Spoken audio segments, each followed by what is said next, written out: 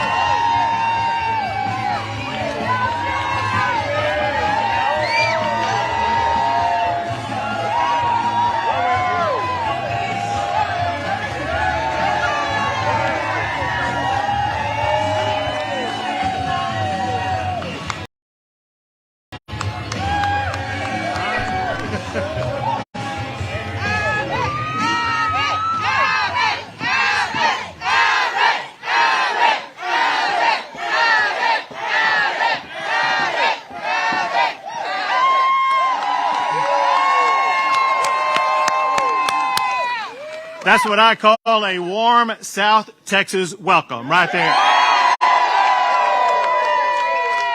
And to the mayor, I want to say it's an honor to be in your town to celebrate this incredible night right here in McAllen, Texas. Listen, I want to start out by thanking the most important person to me, and that is the fabulous First Lady of the great state of Texas, my wife, Cecilia Abbott.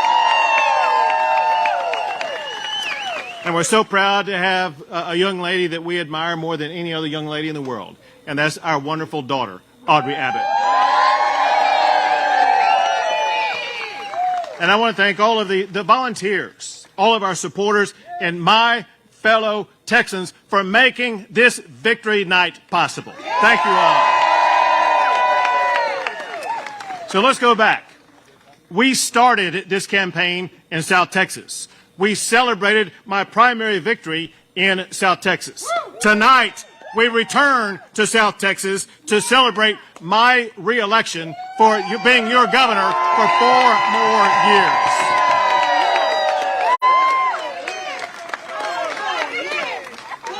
And to be clear about this, we planted our flag in South Texas, and we showed America that South Texas is now electing Republicans to office in our great state. Right before coming out here, the numbers stayed the same, and I think they will stay the same. I'll be able to tell you something that's never been said before.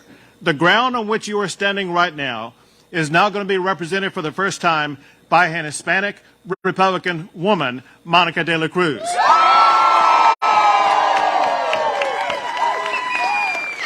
She'll go to Congress, and the first thing she will do is to fire Nancy Pelosi as Speaker of the House.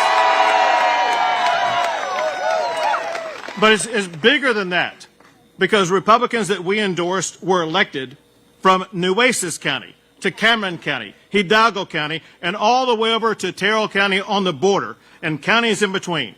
So I want to say tonight, congratulations to the next generation of Republicans who were elected tonight. They will be tremendous representatives at whichever level they serve.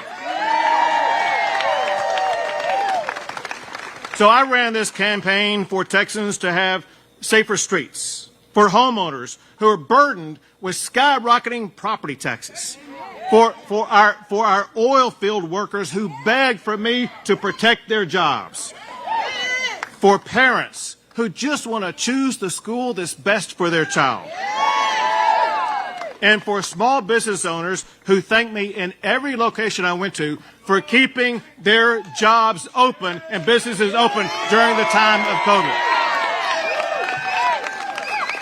I ran for the farmers and ranchers down here on the border who pleaded for a more secure border in the state of Texas. And I ran for the thousands of Texans who came up to me and they said, "Governor, just keep Texas, Texas." And all of you inspired me, and all of you propelled me to what has now become a resounding victory for my re-election.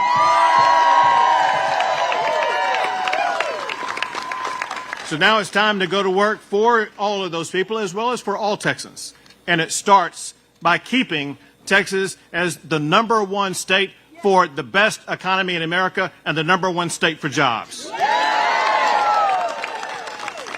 We must tap into our $27 billion budget surplus and use that to give our property owners the largest property tax cut in the history of Texas.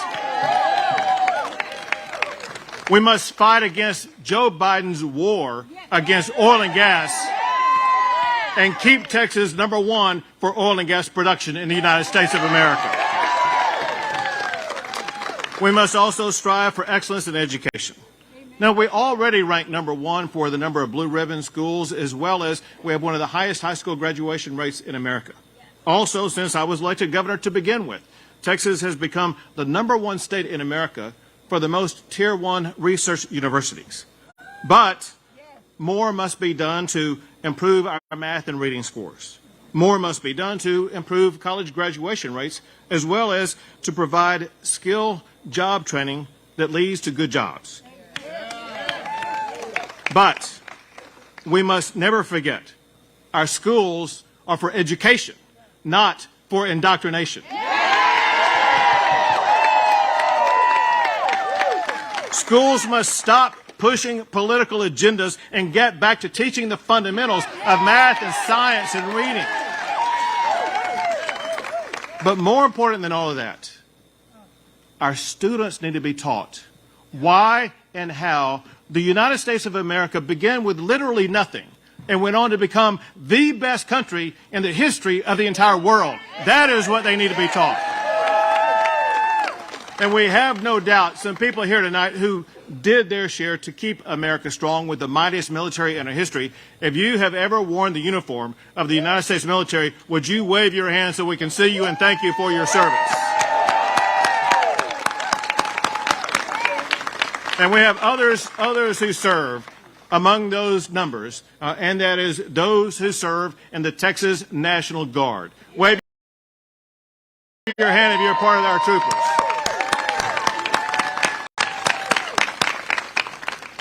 We also must, speaking of law enforcement, we got to fully fund our law enforcement officers and give them the respect they deserve. We need to end these easy bail policies that allow dangerous criminals out onto the streets. And we must escalate our battle against the deadly fentanyl that is pouring across our border. We must treat it like the crime that it is, and that is murder. And I have jump-started that process by declaring that the Mexican drug cartels are terrorist organizations, and we are going after them. Texans have demanded a more secure border. And what I think is going to happen tonight when all is done, the new Republican Congress they have promised to do their job to secure the border. We must hold them to their promise. They must reinstate the Remain in Mexico policy and go back to building our border wall. They must reimburse the state of Texas for every penny that we spent doing the federal government's job to secure the border. And they should defund the 87,000 IRS agents that Joe Biden tried to put in place and use that money to hire 87,000 Border Patrol agents so they can secure our border.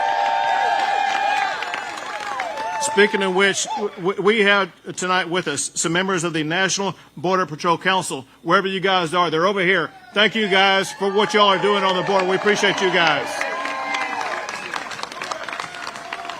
But listen, where and if Congress falls short, Texas must continue our unprecedented efforts to secure our border.